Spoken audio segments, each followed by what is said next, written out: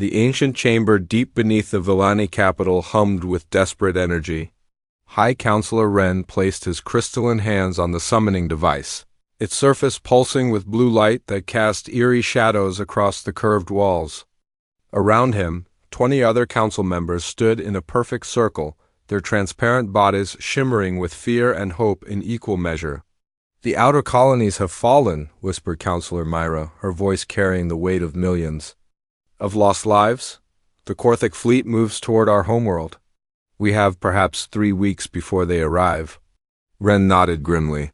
The Korthic Empire had swept through their sector like a plague, leaving nothing but ash and slavery in their wake.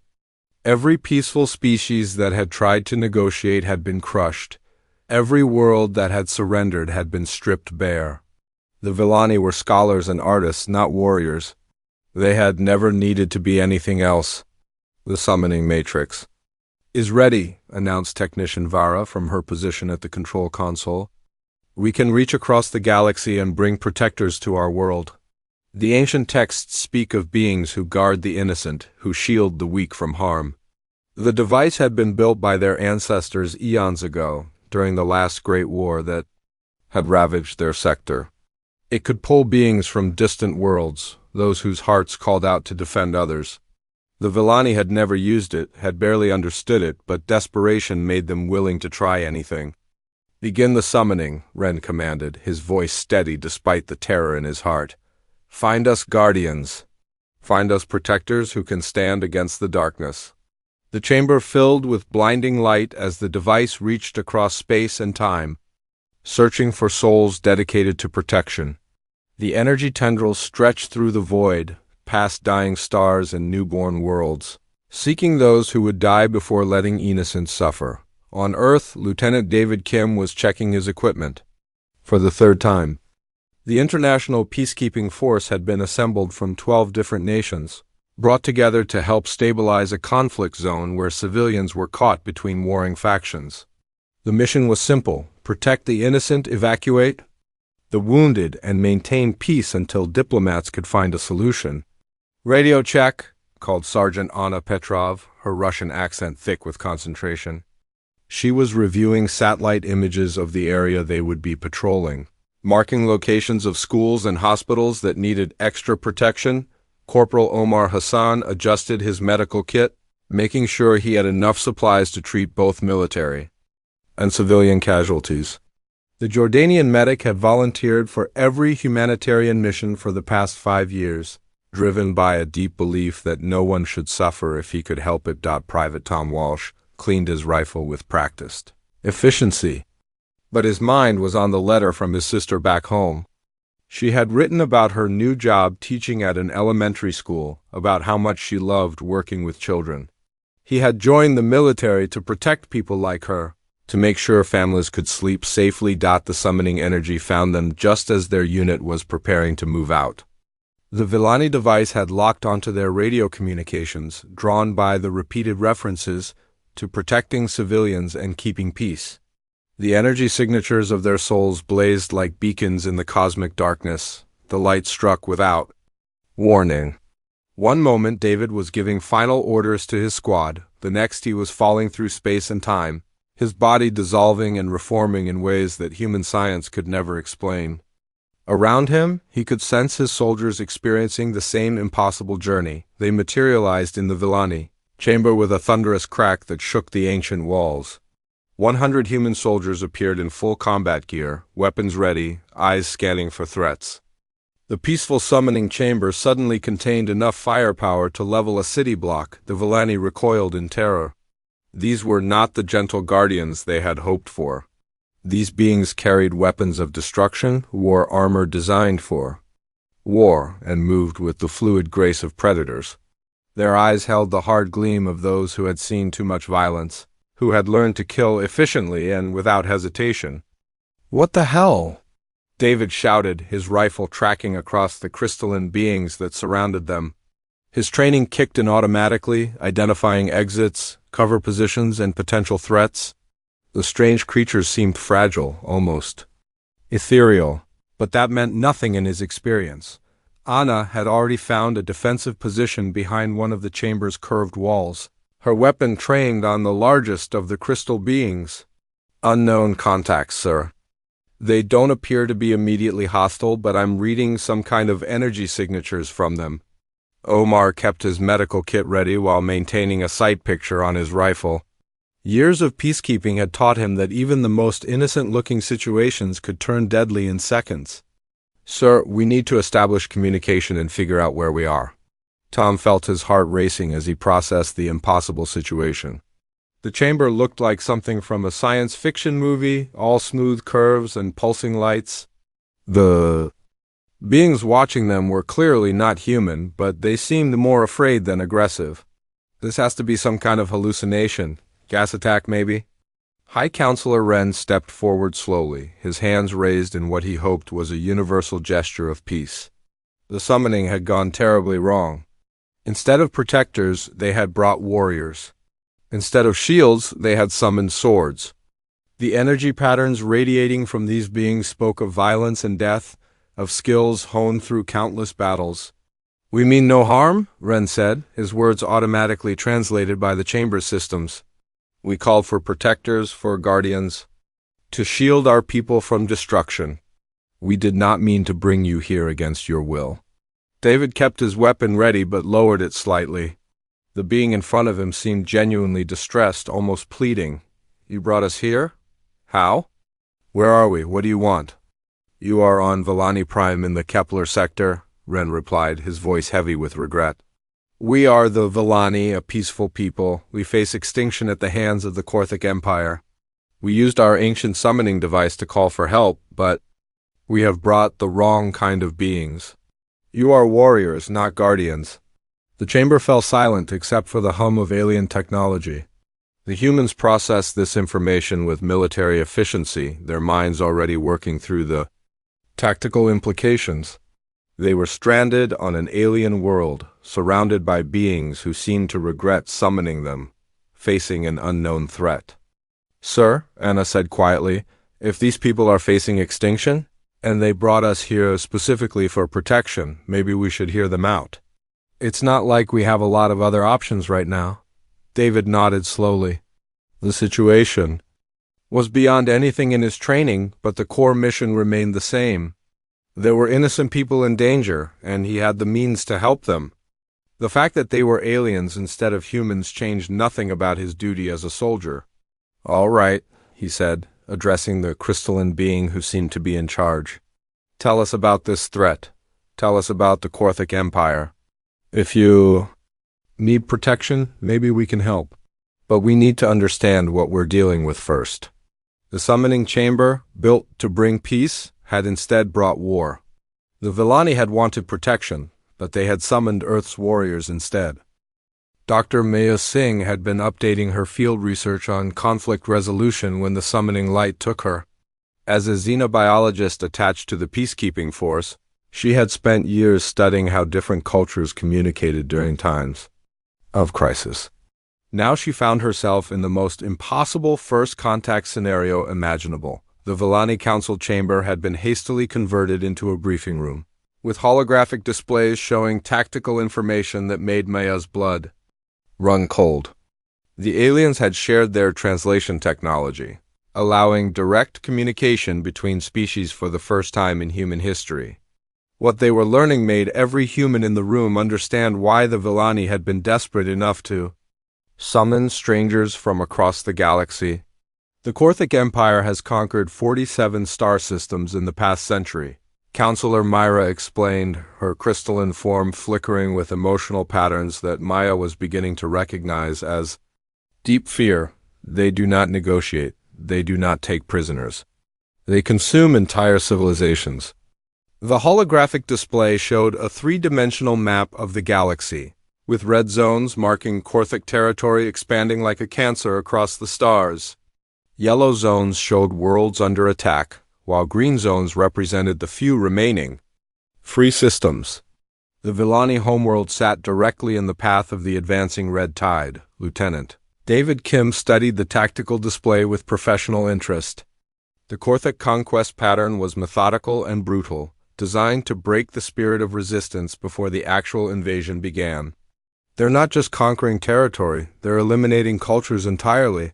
This is systematic genocide. Sergeant. Anna Petrov examined the intelligence reports with growing anger. Her grandmother had survived the siege of Leningrad, had told her stories about what happened when civilized people faced monsters. They're not trying to rule these worlds, they're trying to erase them. Every unique culture, every piece of art, every scientific discovery just gone.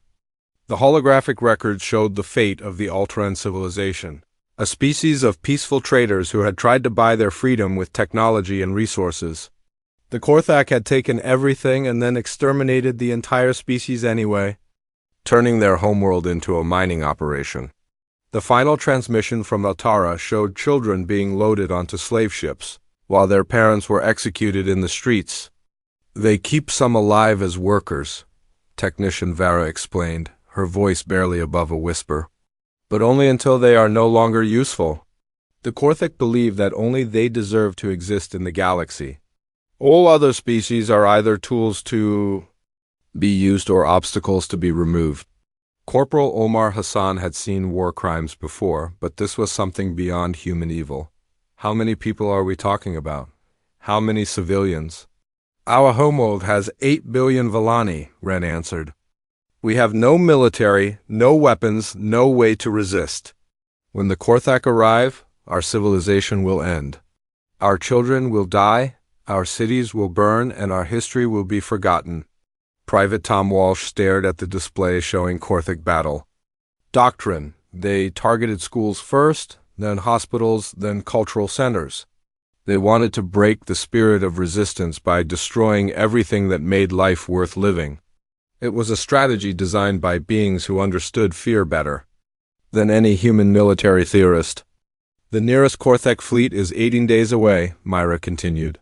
They sent scout ships ahead, but those vessels have not reported back.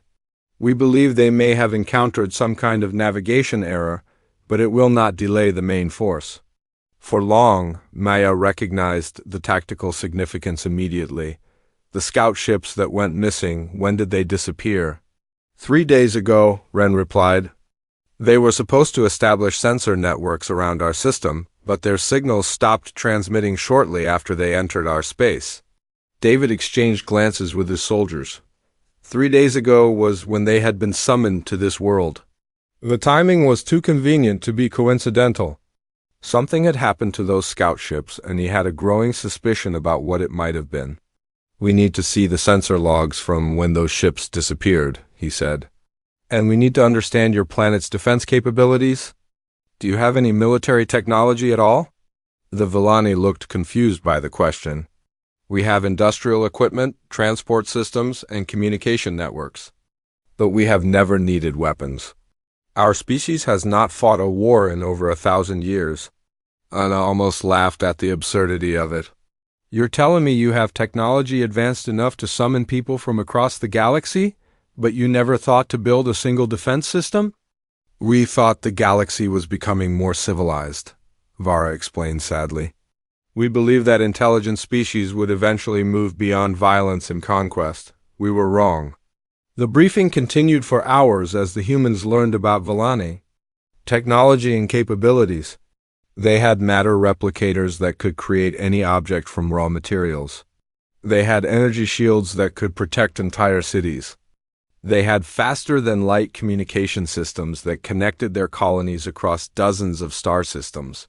But none of it had been designed for war. Your mining lasers, Omar said suddenly. How powerful are they? They can cut through solid rock at a depth of several kilometers, Technician Vera replied. Why do you ask? Because a laser that can cut through rock can probably cut through a spaceship, Omar explained. And your construction drones, how much weight can they carry? Approximately 2 metric tons each, Vara answered. Beginning to understand where the conversation was heading, Maya watched the transformation happening in real time. The humans were not just learning about Villani technology, they were automatically cataloging its potential military applications. Every peaceful tool was being evaluated as a possible weapon. Every defensive system was being considered as part of a larger tactical framework. We need to see everything, David said finally. Every piece of technology, every industrial facility, every resource you have available. If we're going to help you survive this, we need to understand what we're working with." The Villani Council exchanged uncertain glances. They had summoned these beings for protection, but now they were talking about turning their peaceful civilization into a war machine. The humans seemed to see conflict everywhere they looked, to find violence in every peaceful tool. "You would help us?" Ren asked, his voice filled with desperate hope. "Even though we brought you here against your will? Even though you are strangers to our world?" David looked around at his soldiers, seeing the same determination in their eyes that had driven them to volunteer for peacekeeping missions back on Earth. They were far from home, facing an enemy beyond their understanding, but the mission remained the same. "There are 8 billion innocent people on this world," he said simply. "Children who want to grow up, families who want to stay together, artists who want to create beauty. If we can help protect them, then that's what we're going to do," Anna nodded firmly. "The Korthik want to erase your culture, your history, your people. That's not going to happen on our watch." Tom checked his weapon automatically. "We came here to protect civilians. Doesn't matter if they're human or alien. A child is a child. A family is a family." Omar was already thinking about medical supplies and casualty treatment. "We'll need to establish field hospitals, evacuation routes, and emergency protocols. If there's going to be a battle, we need to be ready to save lives." Maya felt a strange mixture of hope and terror. The humans were offering to fight an interstellar empire to protect people they had never met, using technology they barely understood, facing odds that would make any rational person surrender immediately. It was either the most noble thing she had ever witnessed, or the most insane. "The Korthak have never been defeated," Myra warned. "They have conquered every world they have attacked. Their warriors are trained from birth to kill without mercy. Their ships are designed to destroy entire planets." David smiled grimly. "Then it's time they learned something new. They've never fought humans before. They've never faced people who choose to die rather than let innocents suffer. They think they understand war, but they're about to get an education." The council chamber fell silent as both species contemplated what was about to happen. The Villani had wanted protection, but they had summoned something far more dangerous than they had imagined. They had brought warriors who would not just defend their world, but would fight with a fury that the galaxy had never seen before. In 18 days. The Korthik Empire would arrive expecting to find another helpless civilization ready for conquest. Instead, they would find Earth's warriors waiting for them, and the galaxy would never be the same. The Villani industrial complex had never seen anything like the transformation taking place within its peaceful walls. What had once been a center for artistic creation and scientific research now buzzed with the frantic energy of war preparation. Humans and Villani worked side by side, their combined efforts turning instruments of creation into weapons of defense. Staff Sergeant Lisa Chun stood before a massive matter replicator, her engineering training finally finding purpose in this alien environment. The device could create any object from raw materials, but it had never been asked to produce ammunition, armor, or weapons. The Villani technicians watched in fascination as she programmed it to manufacture Earth-standard military equipment. "The molecular patterns are surprisingly simple," observed Technician Kale, his crystalline form pulsing with curiosity. "Your weapons rely on kinetic energy rather than complex energy matrices. It is almost primitive yet highly effective." Lisa smiled as the replicator produced its first batch of rifle ammunition. "Sometimes the simplest solutions are the best ones. Your people have been thinking about technology as a way to create and build. We've had to think about it as a way to destroy and kill." The philosophical difference between the species was becoming clear in every interaction. The Villani approached problems with the assumption that intelligent beings would eventually find peaceful solutions. Humans approached problems with the assumption that someone would eventually try to hurt innocent people, and preparations needed to be made to stop them. Across the facility, Corporal Hassan was working with Villani medical staff to establish field hospitals and emergency treatment centers. The aliens had advanced healing technology that could repair almost any injury, but they had never had to treat mass casualties or battlefield wounds. Your cellular regeneration chambers are incredible, Hassan explained to Dr. Then, the chief medical officer. But they're designed for individual treatment in controlled conditions. We need to modify them for rapid treatment of multiple patients under combat conditions. Dr. Then's form flickered with concern. The chambers require precise calibration for each patient. To rush the process could result in incomplete healing or cellular damage. Better incomplete healing than death, Hassan replied grimly. In combat, we don't have the luxury of perfect conditions. We save who we can, as fast as we can, and hope it's enough. The medical staff struggled with the concept. Their entire approach to healing was based on taking whatever time was necessary to ensure perfect results. The idea of accepting partially healed patients in order to treat more people went against everything they had been taught. Lieutenant Kim was in the communications center, working with Villani engineers to establish a planetary defense network. The aliens had communication systems that could reach across the galaxy instantly, but they had never used them for military coordination. We need to create a unified command structure, Kim explained to Communications Director Ven. Every defense position needs to be able to talk to every other position. When the attack comes, we need to respond as one unit, not as separate groups. Ven struggled with the concept. Our communication networks are designed for consensus building and collaborative decision-making. The idea of having a single person make decisions for everyone else is foreign to our culture. It's not about making decisions for other people, Kim replied. It's about making decisions fast enough to keep people alive. In combat, hesitation kills. Someone has to have the authority to give orders that everyone follows immediately. The cultural barriers were proving to be as challenging as the technical ones. The Villani had spent centuries building a society based on cooperation and consensus.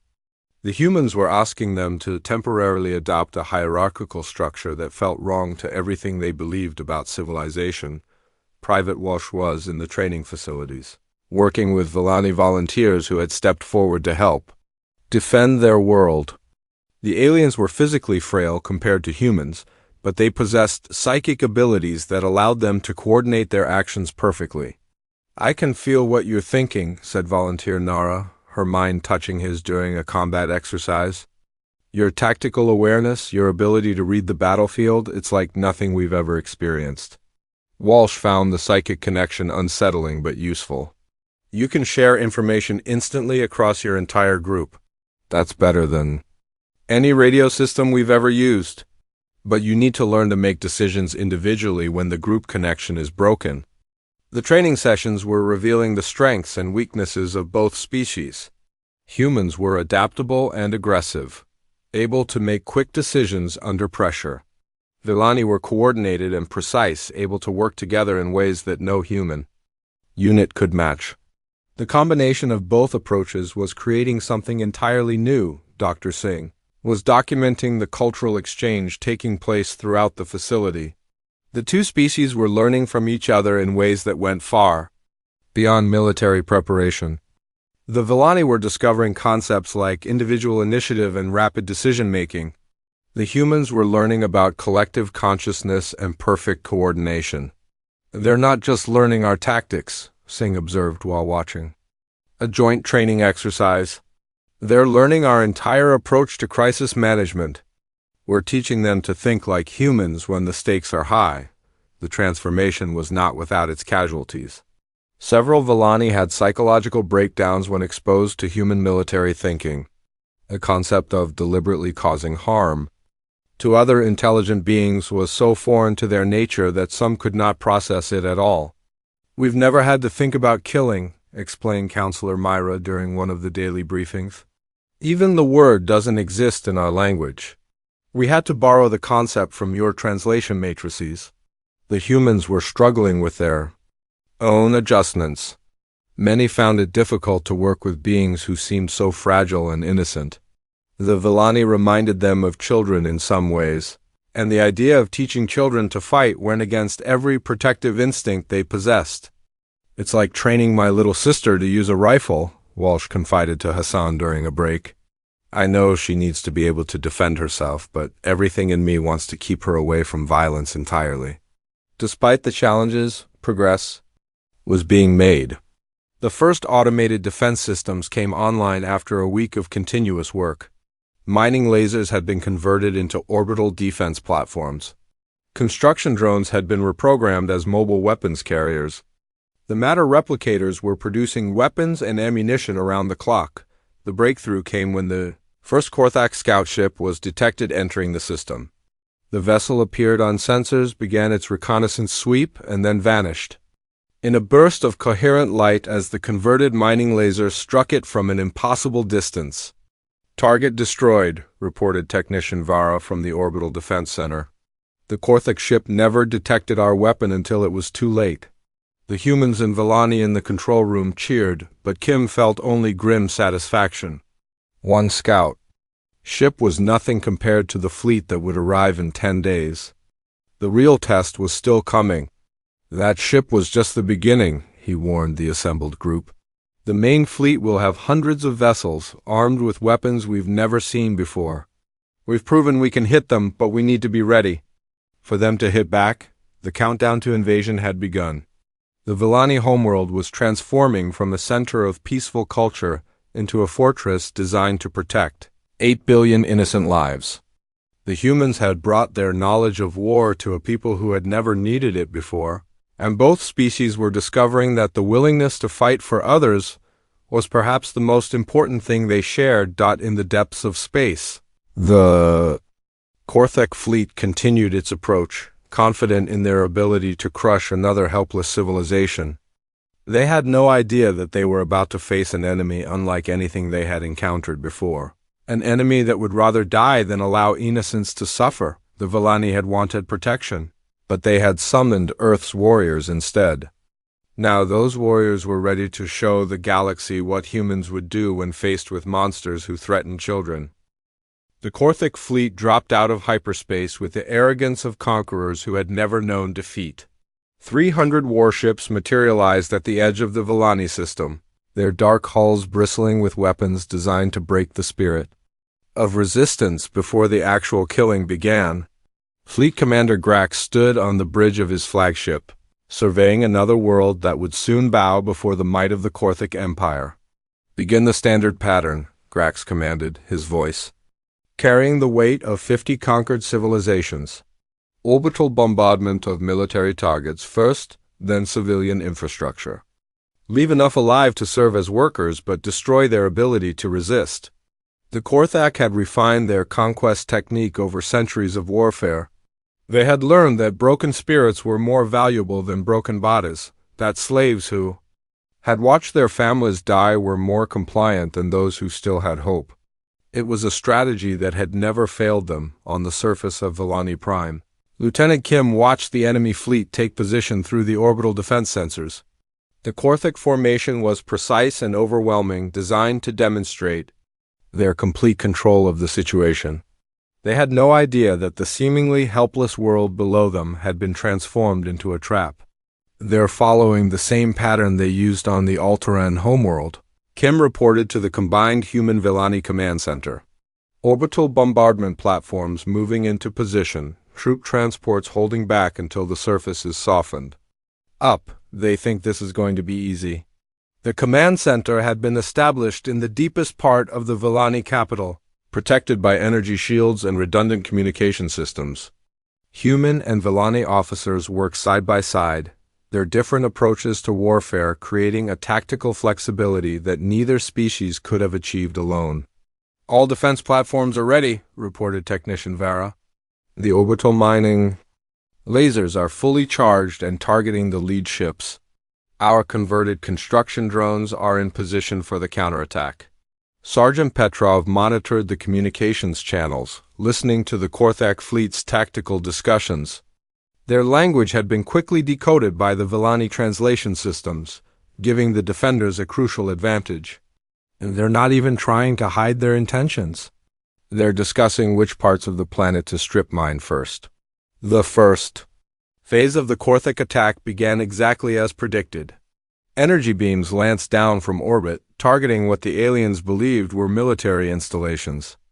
But the buildings that exploded in brilliant fireballs were empty decoys, designed to make the Korthik think they were achieving their objectives. "Let them think they're winning," Kim ordered. "We need them to commit their forces before we reveal what we're really capable of." The Korthik bombardment continued for 2 hours, systematically destroying every target that appeared militarily significant. From orbit, it looked like a successful campaign.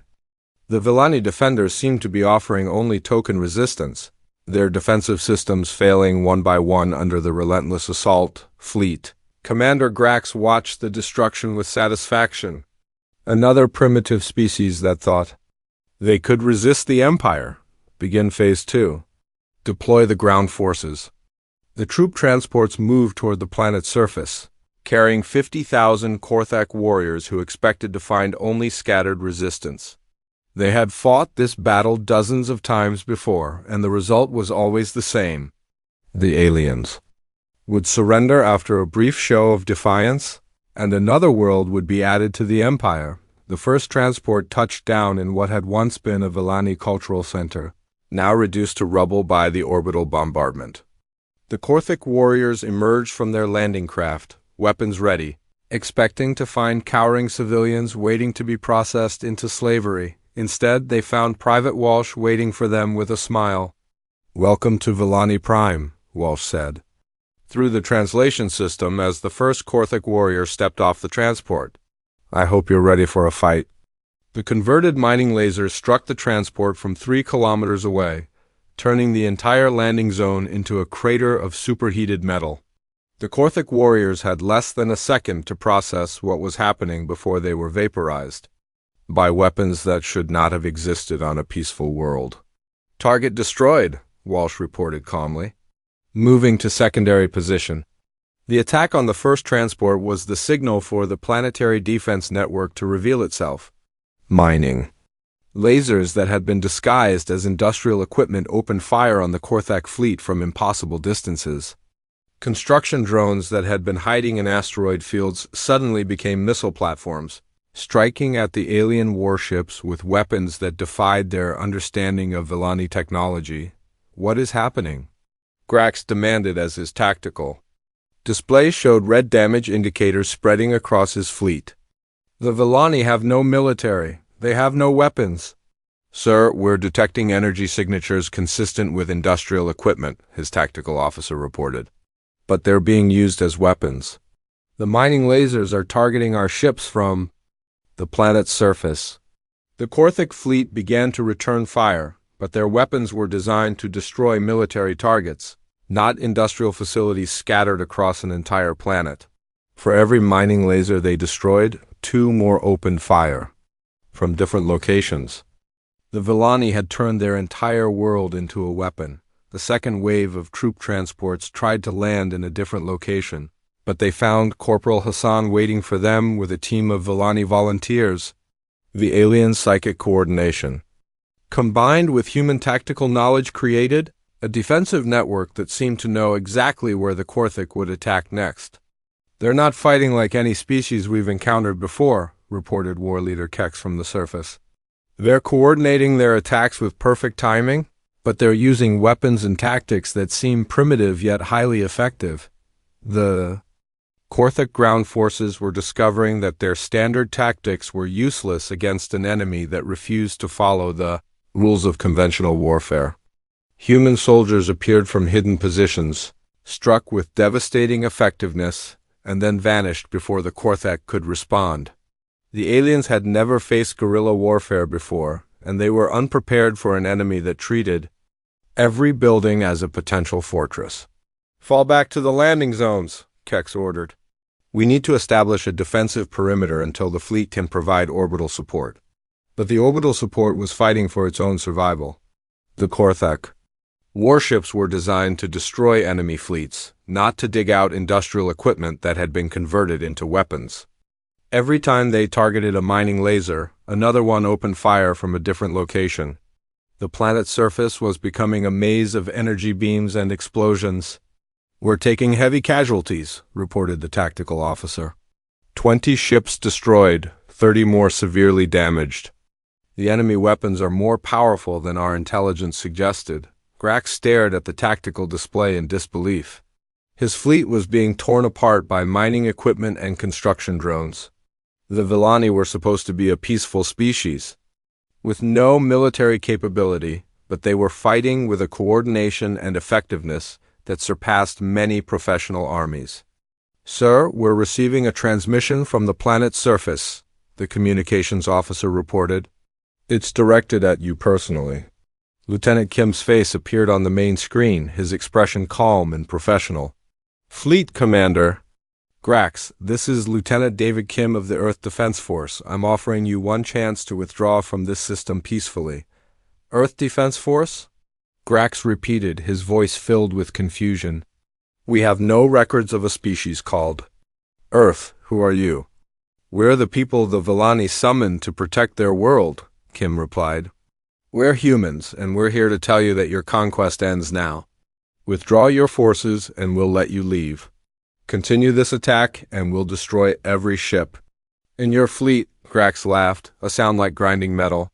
"You think you can threaten the Korthic Empire? We have conquered 47 worlds. We have crushed every species that has dared to resist us. What makes you think you can succeed where others have failed?" Kim's expression hardened. "Because we're not fighting for conquest or glory. We're fighting to protect 8 billion innocent people, and we'd rather die than let you hurt them." The transmission ended, leaving Grax to contemplate the impossible situation he found himself in.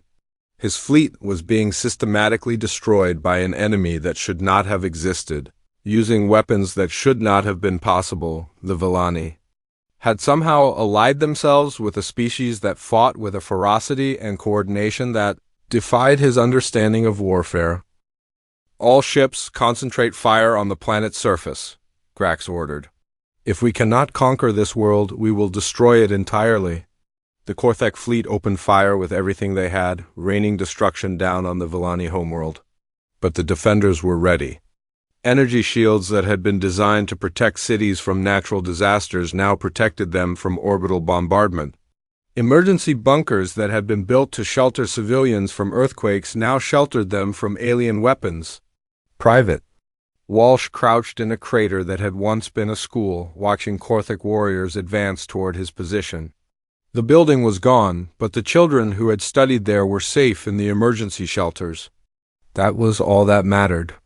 "This is for every kid who's ever been afraid of monsters," Walsh whispered as he opened fire.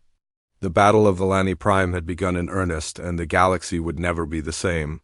The Korthic Empire was about to learn that there were some people who could not be conquered, some worlds that could not be taken, and some species that would fight to the last breath to protect the innocent. They had wanted an easy conquest, but they had found Earth's warriors instead. The news of the Korthic defeat at Villani Prime spread through the galaxy like wildfire, carried by the faster-than-light communication networks that connected every civilized world. For the first time in a century, the word impossible was being whispered in relation to the Korthic Empire. The species that had never known defeat had been broken by beings called humans, and across dozens of occupied worlds, the enslaved.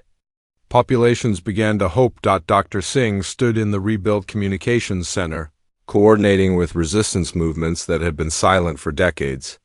The translation matrices were working overtime as species after species reached out to the defenders of Villani Prime, desperate for guidance and support.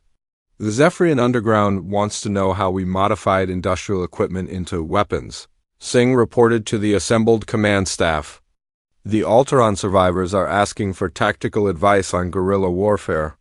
Even species we've never heard of are requesting help." The human victory had done more than just save one world. It had proven that the Korthak could be defeated, that their seemingly invincible war machine had weaknesses that could be exploited. The psychological impact was spreading faster than any physical invasion could have managed. Captain Rodriguez had been elected as the overall commander of what was becoming known as the Human Alien Defense Coalition. The promotion felt strange to a man who had been a lieutenant just months before, but the crisis had demanded rapid adaptation from everyone involved. "We're not just fighting for Volani Prime anymore," Rodriguez explained to his staff during the morning briefing. "Every species that reaches out to us represents millions of innocent lives under Korthik occupation. We have a responsibility to help them." The coalition was growing daily. Engineers from the peaceful thermal species had contributed improved shield technology. Warriors from the nomadic drift clans had shared advanced spacecraft designs. Scientists from a dozen different worlds were working together to develop new weapons and tactics. Sergeant Petrov was training the first class of multi-species officers, teaching beings from across the galaxy how to coordinate military operations between species with vastly different capabilities. The challenge was enormous, but the results were promising. "The key is understanding what each species brings to the fight," Petrov explained to her diverse class of students. "Humans are adaptable and aggressive. Villani are coordinated and precise. Thermal can survive in environments that would kill most other species. Drift are natural pilots who can navigate in ways we never imagined." The cultural exchange was transforming both the humans and their alien allies. The humans were learning about cooperation and consensus building from species that had never known individual competition. The aliens were learning about individual initiative and rapid decision-making from humans who had been forced to adapt to constant change. Private Walsh had become something of a legend among the alien resistance fighters. His defense of the Villani school had been recorded and broadcast throughout the galaxy, showing other species what it meant to fight for the innocent rather than for conquest or glory. "I didn't do anything special," Walsh insisted during one of his training sessions with new recruits.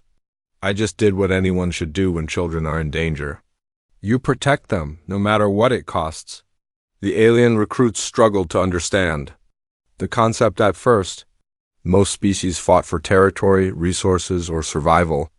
The idea of fighting purely to protect others, especially members of different species, was revolutionary to beings who had been raised in a galaxy dominated by the Korthik philosophy of conquest.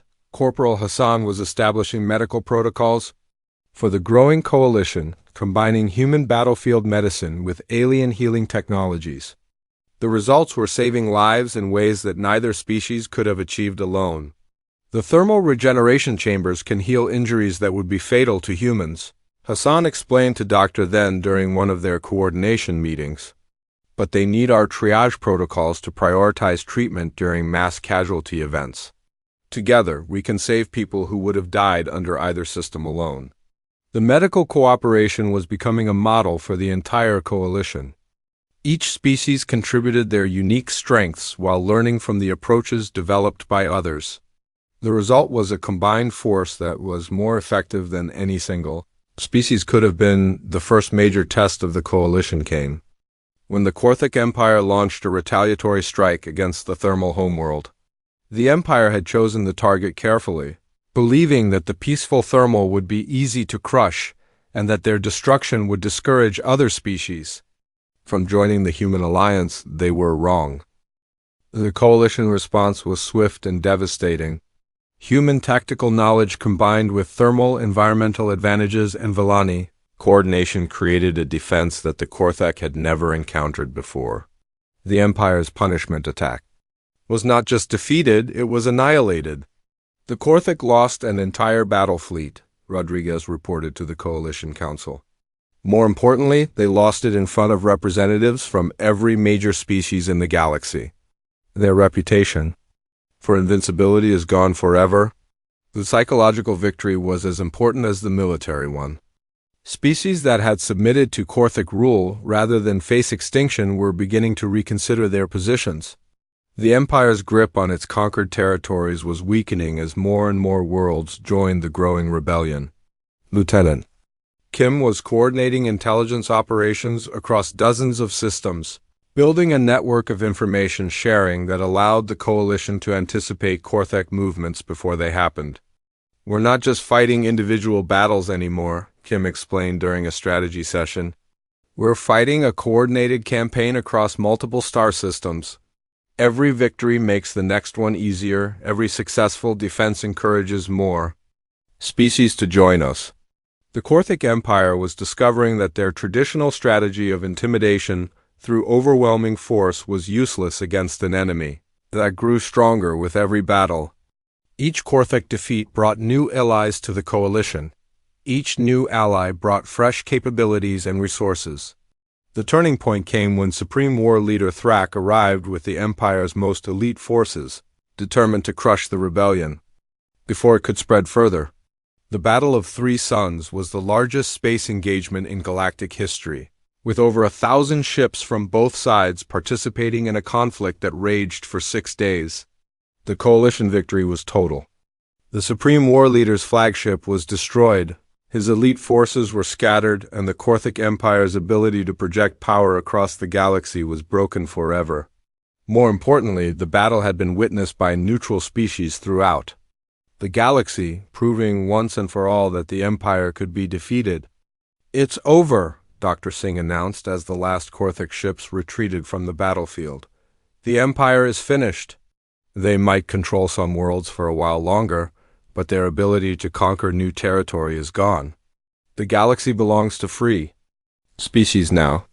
The aftermath of the war brought challenges that none of the coalition members had anticipated.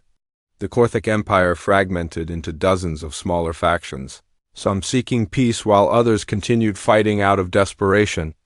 Liberated worlds needed help rebuilding their civilizations. Former Korthic colonies needed assistance establishing their independence. The humans found themselves in the unexpected position of being the most experienced peacekeepers in the galaxy. Their knowledge of conflict resolution and post-war reconstruction became as valuable as their military expertise had been during the fighting. "We came here to protect one world," Rodriguez reflected during the Coalition's first peacetime assembly. "Instead, we helped liberate an entire galaxy. The Villani wanted protection, but they gave us something more valuable than that. They gave us a purpose."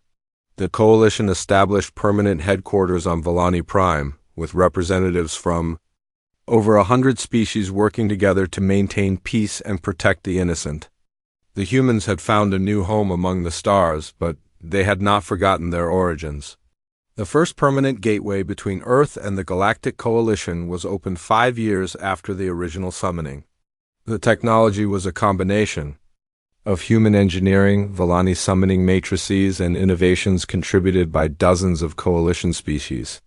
"Welcome to the wider universe," Rodriguez said as the first official Earth delegation stepped through the gateway onto Villani Prime.